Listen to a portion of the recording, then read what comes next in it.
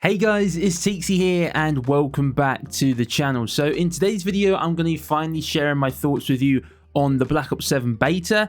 I must say apologies to start with. I would have loved nothing more than to cover the beta in more depth, and I would have loved to have got this video out a lot earlier, but unfortunately I was quite busy throughout the period in which the beta was live, and then I ended up getting a tooth infection, and the last week or so has been an absolute nightmare. But we're back at it again today, and the whole point of today's video, guys, is not for me to convince you that Black Ops 7 is good or bad. It's just for me to share my honest thoughts on the game based on my own personal experience, and hopefully that will help you guys have a bit of a better understanding of how things were, and allows you guys to get involved down in the comments and share feedback on what I say, or maybe raise some points if I miss anything. So I'm sure many of you are intrigued to hear what I've got to say about the whole matchmaking business, and we will get to that later in the video, but there are timestamps in the description below if there's anything in particular that you want to jump to. So firstly, I want to start off with the pros, and I'm going to start with the movement. So I'll be honest, I quite like the movement in the Black Ops 7 beta, and I'll be honest, a big reason for that is that it's very, very similar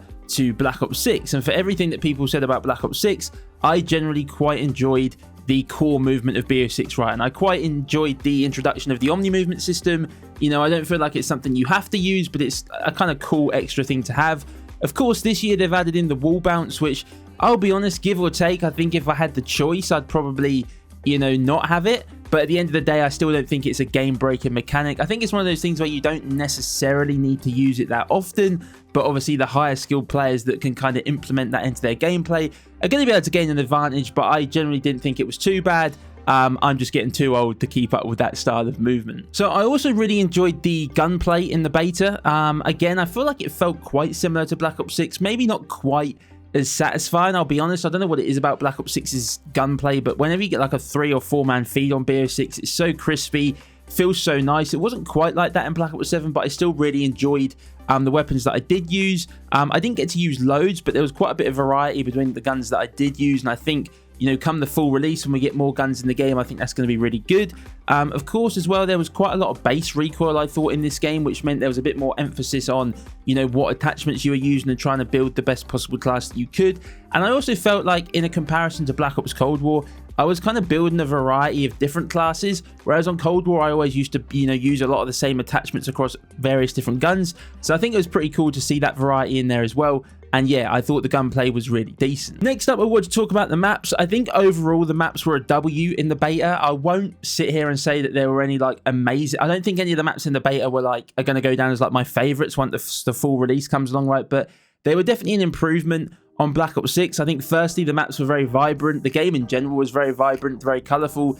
But the maps felt like maps, right? They felt like they were, specifically designed with the thought process of, where is the map based, kind of what is the location, rather than it just kind of being a POI. I think we saw a lot of that, right, in Black Ops 6. There were a lot of maps that were kind of taken from Avalon, and it just kind of meant that a lot of the maps kind of didn't have any kind of identity. They're all very, very similar, right? They weren't unique. They had a lot of the same color palettes. So it was kind of cool to see that with the maps that were in the beta, that, they just kind of felt like they were individual. On top of that as well, I think already the pacing was a lot better. I think the maps were a much better size. Like I say, I think we will probably generally get better ones once the full game releases, and of course we've got some classics coming back. But overall, I thought it was a step in the right direction compared to Black Ops 6 when it came to maps. The only thing I will say, I wasn't a huge fan of the doors. I know they made a few changes throughout the beta. I hope we see more changes for release. Ideally, I'd like to see the doors removed, but it'll be very interesting to see what happens, because yeah, the doors really did let the maps down, and it was very frustrating considering they kind of said before the beta, and part of their kind of selling point of the game was we sat down and we said no doors. And then the beta comes out and it felt like there were more doors than I've ever seen before, right? The score streaks in the beta were very, very powerful. I've always been, a player who feels like score streaks should be powerful. I think Treyarch have always done a very good job of this. And it was great to see in the beta that, such streaks like the wraps, like the HKDs were absolutely insane. The VTOL warship was insane. Of course, we've got a lot more streaks coming when the game fully releases.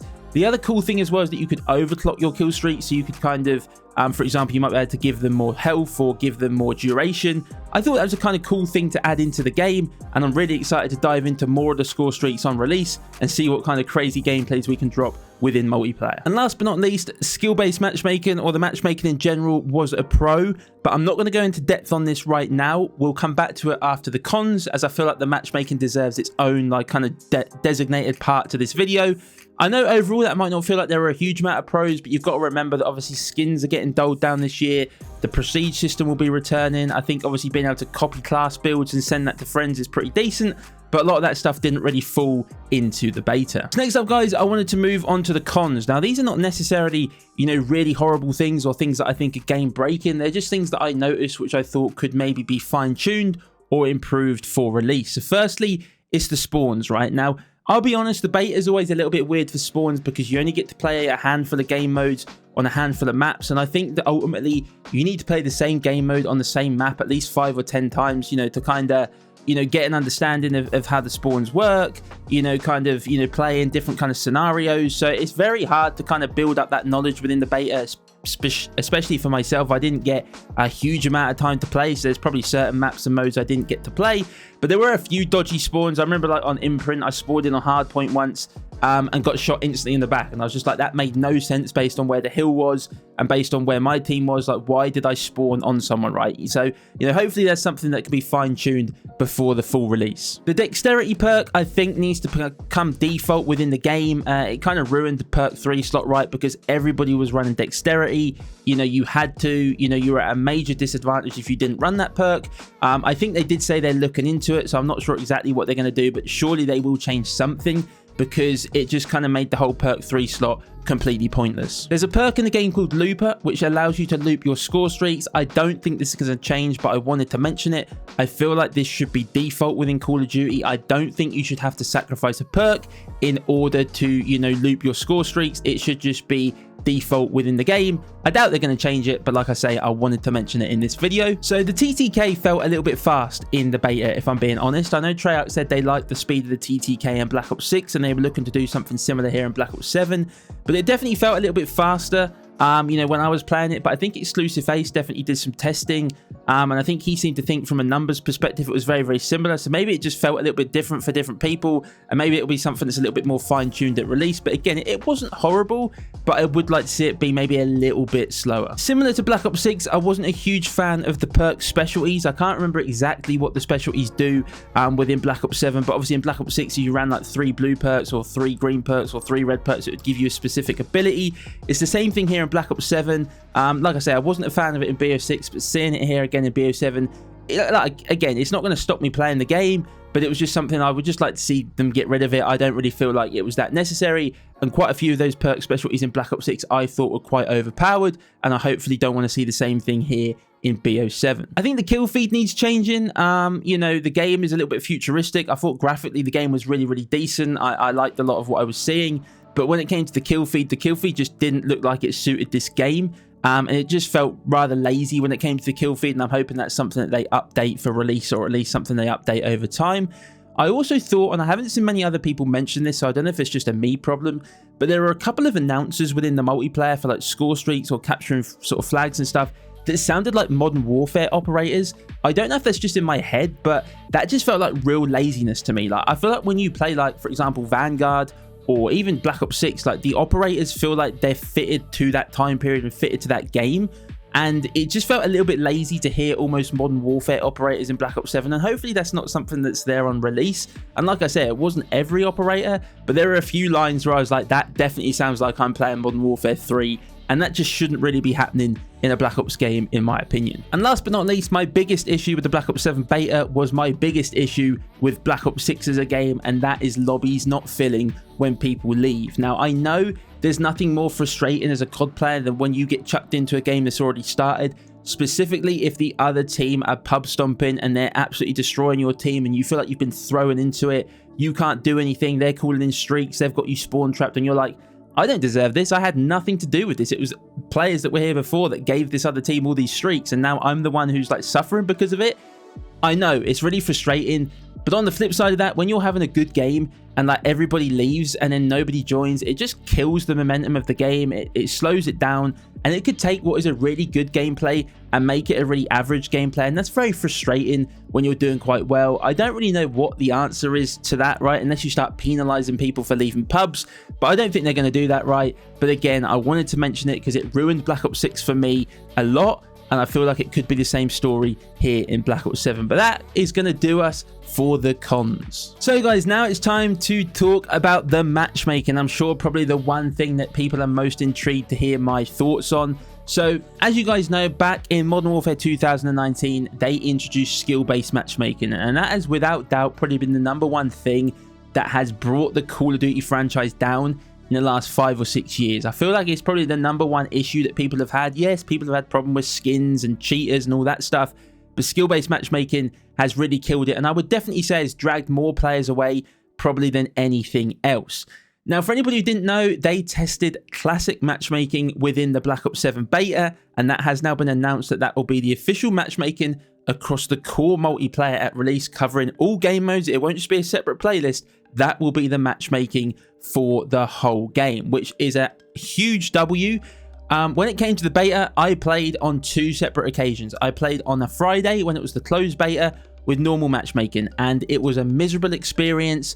When I finished that session, I was completely deflated, and I was almost thinking to myself, I might cancel my pre-order. I was like, why do I keep putting myself through this every single year? Like, the ecosystem of Call of Duty, it just doesn't change no matter what product they give us.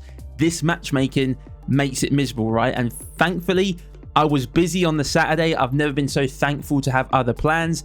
And I'll be honest, the reason I cancelled my stream on the Sunday was because I didn't want to play the beta. I was done after that first Friday night session. When I got home late Saturday night, I found out about the whole open mosh pit playlist, and I knew I had to play it on the Sunday. And I'll be honest, I did notice a difference, right? I only played in the open mosh pit playlist on my own. I didn't team up with anybody, so I don't know if it was different if you teamed up with players, but it played exactly as I always knew it would. And I've spoken about this back when X Defiant came out. You know, people were still moaning that there were good players and there were sweaty players, despite the fact X Defiant was meant to not have skill-based matchmaking. That is because people have generally got better, right? And I think a lot of people have been skewed by the whole skill-based matchmaking era and it being completely sweaty, and seeing all these people 2-boxing and reverse boosting, playing in these ridiculous bot lobbies and thinking that that is the norm. You know, that has never been the norm for Call of Duty.